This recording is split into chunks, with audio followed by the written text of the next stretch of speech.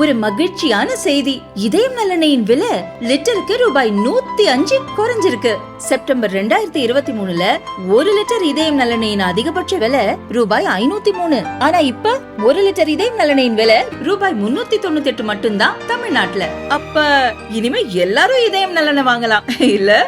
கத்தோலிக்க கிறிஸ்தவர்களின் மத தலைவரான போப் பிரான்சிஸ் ஏப்ரல் 21 மரணமடைந்தார். புதிய போப்பாக அமெரிக்காவைச் சேர்ந்த ராபர்ட் பிரிவோஸ் தேர்வு செய்யப்பட்டார். அமெரிக்காவிலிருந்து தேர்வு செய்யப்பட்ட முதல் போப் இவர்தான். இவர் போப் லியோ 14 என்ற பெயரை ஏற்றுக்கொண்டார்.